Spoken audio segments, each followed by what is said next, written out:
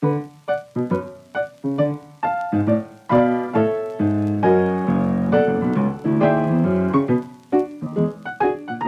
have witnessed remarkable connections, and I think why it works with someone who is from a totally different background.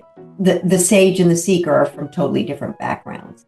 And I think why that works is because we really are introducing and taking a look at the human experience shared by all of us, like the hopes and fears and successes and failures. So this deep dive into the human condition develops empathy, which in turn lays the groundwork for connection. Hello, and welcome to Not Born Yesterday, a podcast dedicated to older adults and the challenges and joys of aging. I'm Miriam Goodman. Not Born Yesterday is an award-winning program providing expert advice on issues related to older adults, their adult children, and anyone who works with or lives with elders. Not Born Yesterday is brought to you by Next Village SF, providing services and support to older adults, and the Fromm Institute for Lifelong Learning. I'm Lynn Winter-Gross.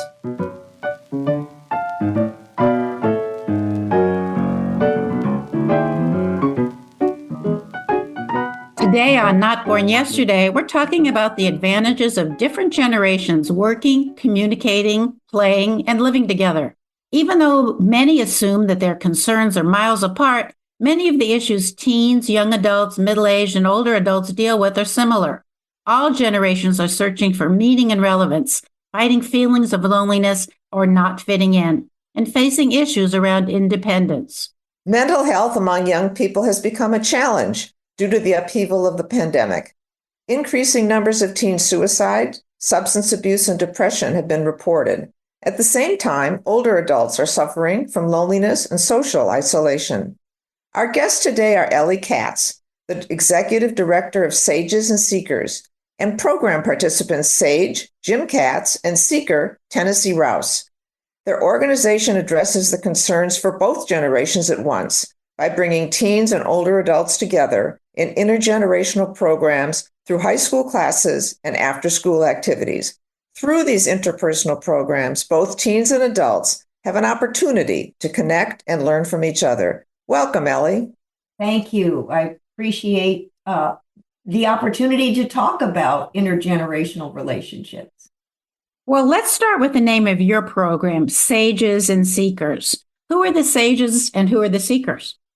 When I first founded Sages and Seekers, the idea was that older adults are underutilized and they have a lifetime of experiences.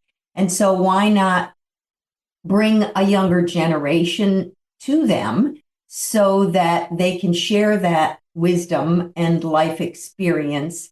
But what I noticed, even the very first program that I put together, was that the term sage and seeker is it's actually interchangeable. So where Tennessee is obviously the seeker and Jim is the sage, it changes. It changes during the relationship. It changes during the program. There may be one week where Jim brings up a topic and he learns from Tennessee and vice versa.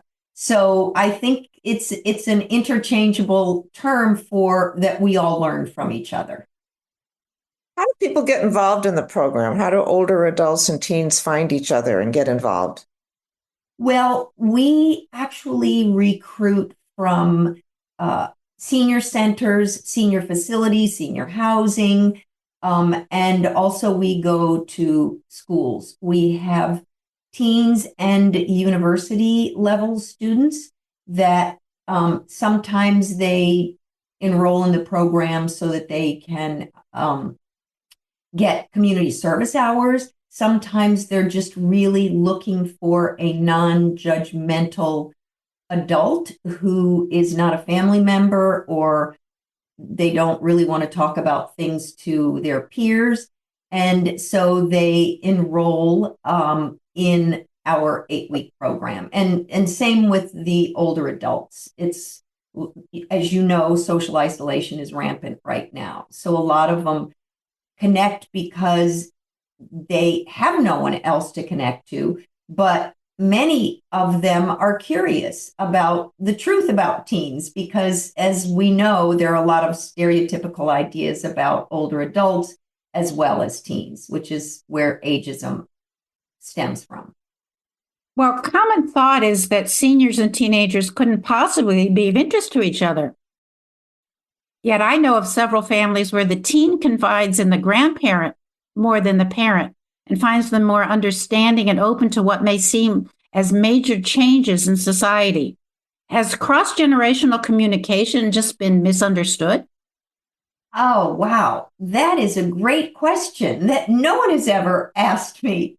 I think that in modern times, the utilization of an older adult because of age segregation, which I think Lynn mentioned when she introduced us, that age segregation has just been a killer.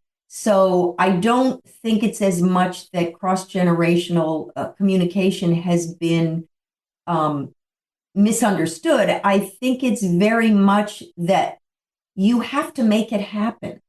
And I can tell you, in 15 years of doing the program, it really takes absolutely no time. In the first week, there's already connection and communication. And by the 5th week, when I walk in to facilitate a program, it's like a cocktail party. You know, everyone's talking to everybody. So I think it's just a matter of giving people the opportunity to connect.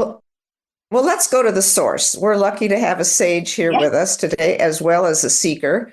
So Jim Katz, you're a sage. How did you decide to get into the program? What were your expectations and were they met? Well, let me say one thing. Elly and I are not related, just in case people are thinking this is a family business here or something. It's purely by chance. But I think that when I heard about the program, it was really interesting. I have many grandchildren and have had varying experiences with them.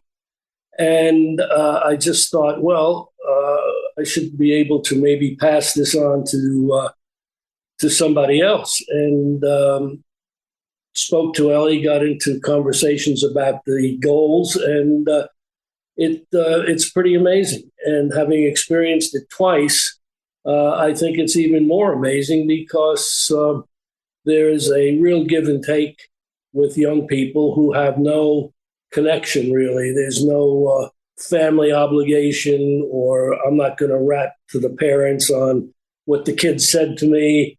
And that distance makes a lot of sense and makes it all work.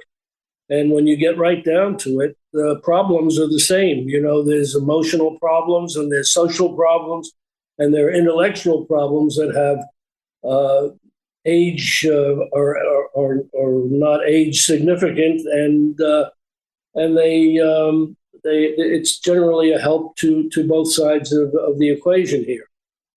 So, Tennessee, what about you? Were you expecting something different, or did you have expectations when you heard about the program, or did you just sign up to get the credits? So I originally signed up for the program because one of the social workers at my school was talking about it a lot, and she would go to classes and talk about it. And I thought that's an interesting concept of like younger people and older people sitting and talking. And I would classify myself as an introvert.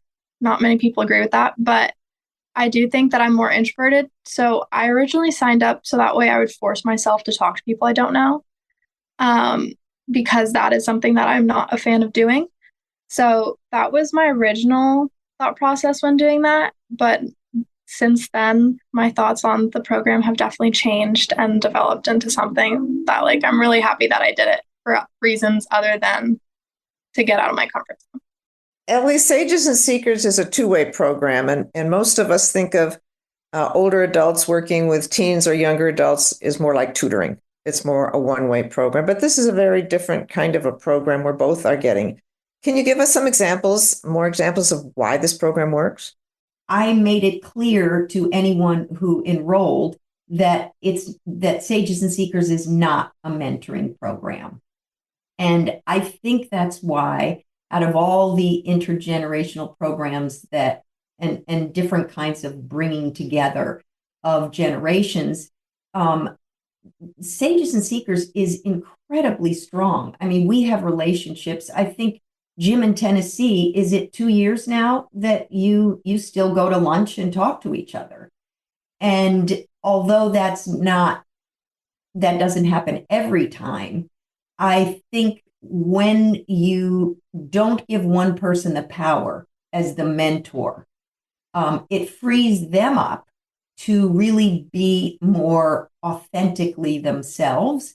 And that's what creates great friendships and relationships, is when there isn't one person who has the power. So people often say to me, really, it's not a mentoring program? And so I will accept them saying it's co-mentoring, because what Tennessee does and shares with Jim, and Jim does and shares with Tennessee, that's co-mentoring. So we find that really delivers the best possible relationship/friendship at the end of 8 weeks. In Tennessee, what kind of things did you talk about with Jim that were the most helpful for you, besides or in addition to where you might want to go to college? Yeah, so we definitely talked a lot about college and like figuring out what you do and don't want in a school, which was really nice. But aside from that, we really got into some interesting conversations. And I remember my number one was I made Jim take a personality test. And we had a great time doing that because it was kind of our first real icebreaker. And we went through each question, and it was like 50 questions. And we would stop and talk about each question, which just kind of put us off into like a tangent of whatever we ended up talking about. And that just kind of, I don't even know exactly why that stood out to me so much, but we just had a great time kind of talking about things, kind of discovering someone else's kind of life story, but not having too much weight to it, where it was kind of like you're just enjoying the moment, rather than really nitpicking like a story apart, if that makes sense. So that was definitely one of my top moments. Did it change any of your thoughts, Tennessee, about older adults? I don't know if it necessarily changed them. I don't think the experience was different necessarily because he was older. I think it was because it was an older person that I don't have. We didn't really know each other. This was like our second or third time meeting when we did this. So I think the fact that it was just someone completely new, but also had like this whole life experience is what made it different for me. Elly, what kind of commitment is there that Sages and Seekers make when they sign up for the program? We require an 8-week commitment. It really is important because it is one-on-one, because the students choose a sage after speed dating. They choose a sage that they want to work with, to learn more about. It's important to show up because, otherwise someone is left out that week. So it is an 8-week commitment. And, I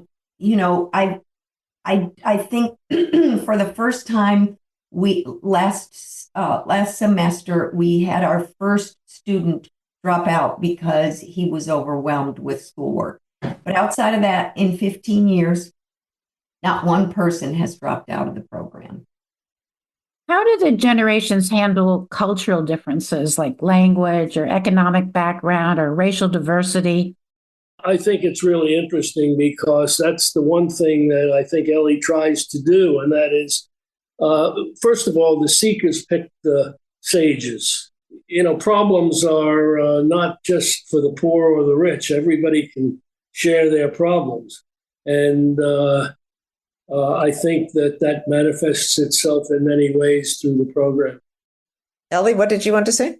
Well, I have witnessed remarkable connections, and I think why it works with someone who is from a totally different background than the sage and the seeker are from totally different backgrounds. And I think why that works is because we really are introducing and taking a look at the human experience shared by all of us, like the hopes and fears and successes and failures. And so this deep dive into the human condition develops empathy, which in turn lays the groundwork for connection. So I think it actually brings out the best in people who enroll in the program. How can someone start a program like yours in their community? Well, they can get in touch with us, and if they are near us, we will do that. Love to bring a program to their school or their senior community. And if not, we have a very detailed, because I'm into details, a very detailed manual that they can use to produce an 8-week program. So it goes through how to recruit, it goes through the program itself, and also how to manage the program. So if anyone wants to bring it to their community, they are welcome to reach out to us. And we have programs running all across the United States. And even in our online programs, we have students and sages from Colombia, London, Guadalajara. We even have someone from Australia that's on the program. So we can take it anywhere. Jim, finally, do you have any closing thoughts to our adults who are listening to this podcast about why it's a great idea for older adults to get involved with teenagers? Well, I think that people get involved for different reasons. I think,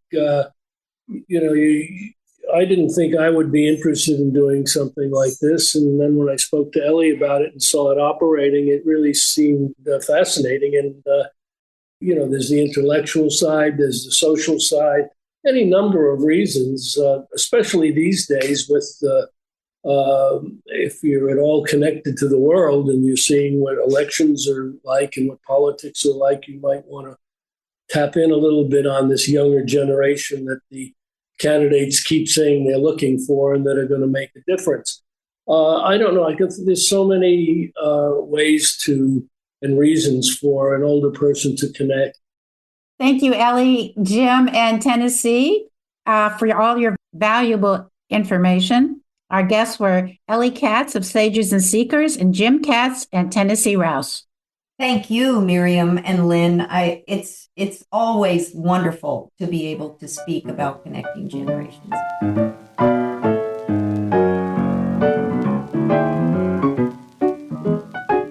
Today on News You Can Use, we're looking at our age group for what it is: still active, still interested, and still spending money. For many in the marketing business, once the consumer hits 50, he or she fades away. The 18 to 49 demographic is considered the important one, yet this is the group that has the smallest growth rate. Actually, it's the boomers and those a bit older who are invisible to marketers, but very visible to the rest of the world. We're keeping the economy going and will continue to dominate spending. According to the Boomer Project, companies should be focusing on us, making products for us, catering to our needs and interests. But unfortunately for them, too many businesses still seem to ignore us. This is not wise planning, as the over 50 crowd may be the largest demographic of all, growing a lot in the next 10 years. Here are some points made by the Boomer Project that all manufacturers, service providers, and marketers should know. We buy. In fact, the over 50 crowd spends $400 billion more than the under 50s. And that's not just what we spend on the grandchildren. We're living longer, and we are where the action is. We are into new as much as the younger generation. We reinvent ourselves, so we're open to the gadgets and gizmos that are being reinvented as well. If you create something significant and important to our lives, we'll buy it. We're easier to reach and to target because we still read newspapers, we watch TV, and we listen to radio and podcasts. We're online, we're on Facebook and other social media. Definitely use us for shopping. We influence our parents' health care and other major expenditures, as well as our kids' education. And that add to our own spending, you can see why we matter. The companies that survive in the future will be the ones who have figured out how to be relevant to the over 50 crowd. Smart marketers should already know this. If they don't, they'll be left behind. We may not be young anymore, but we control more money than ever.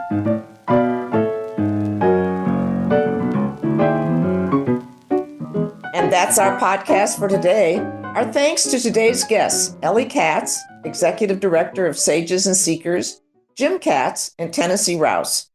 You can learn more about Next Village SF at their website, nextvillagesf.org. Our theme music is from Hook Sounds, and Jason Dahlstedt is our engineer. And we want to thank you for listening. We'd love to hear what you would like us to discover and discuss.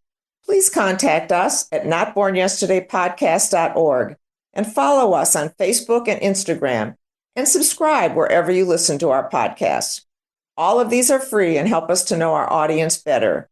Be well, stay strong, and remember, you weren't born yesterday. I'm Lynn Winter Gross. And I'm Miriam Goodman.